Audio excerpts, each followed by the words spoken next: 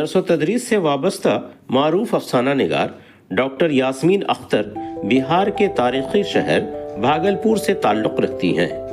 وہ اب تک 15 ادبی مجموعے منظر عام پر لا چکی ہیں، جنہیں اہل دانش اور قارئین کی جانب سے بے پناہ پذیرائی ملی ہے۔ حال ہی میں ان کا تازہ افسانچوں کا مجموعہ جال منظر عام پر آیا ہے، جو موضوعات کی انفرادیت، اسلوب کی سادگی اور معاشرتی حقائق کی مؤثر عکاسی کے سبب قارئین کو جھنجھوڑنے کی بھرپور صلاحیت رکھتا ہے۔ اس مجموعے سے 2 منتخب افسانچے منچ ٹوڈے کے ناظرین کے لیے حاضر خدمت ہے۔ پہلا افسانہ، جس کا عنوان ہے دستک، سماعت فرمائیں۔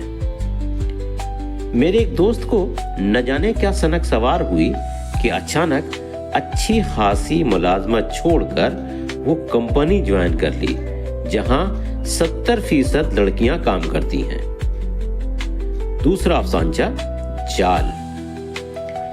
جیسے ہی ٹرین مطلوبہ اسٹیشن پر پہنچی، کمل نے ہم سفر عمر دراز خاتون سے کہا، آنٹی، اتنی رات گئے اس اجنبی شہر میں آپ ہوٹل میں کیوں ٹھہریں گی؟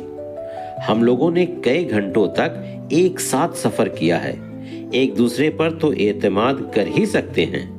آپ چاہیں تو میرے غریب خانے پر ٹھہر سکتی ہیں، ایک ہی رات کی تو بات ہے۔ تھینک یو، آپ کی اس مہربانی کا شکریہ۔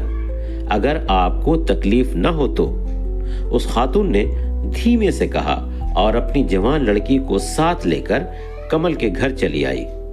کمل کی بیوی ایک رشتہ دار کی شادی میں گئی ہوئی تھی۔ ڈنر کے بعد وہ خاتون تو سو گئیں۔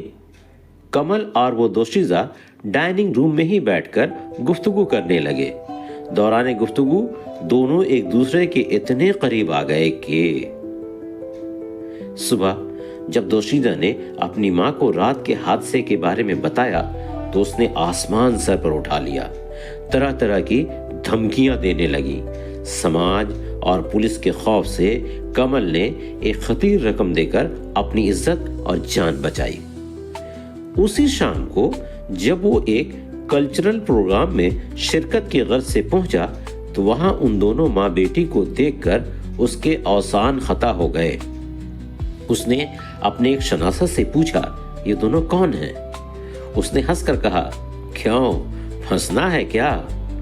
یہ دونوں پکی فراڈ ہیں۔ لڑکی کا کام ہے اپنے حسن کے جال میں لوگوں کو پھنسانا، اور بڑھیا کا کام ہے انہیں ٹھگنا۔ ناظرین، افسانچے مکمل ہوئے۔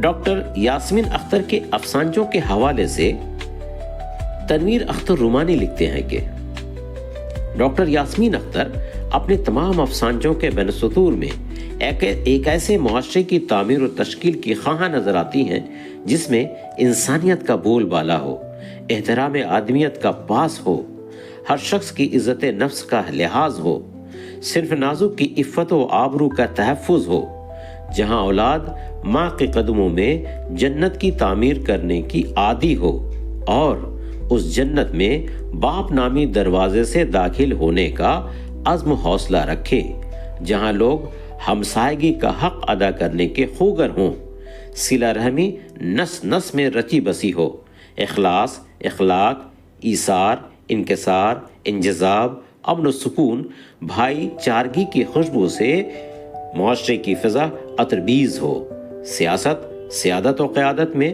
شفافیت ہو، حرص و حرص سے اجتناب ہو، دروغ و دغا، مکر و فریب، ریاکاری سے معاشرہ یکسر پاک و صاف ہو۔ موصوفہ کی یہ جذبے قابل قدر ہیں۔ تقریباً ہر افسانچے میں وہ ایسا ہی پیغام دینے کی کوشش کرتی ہیں۔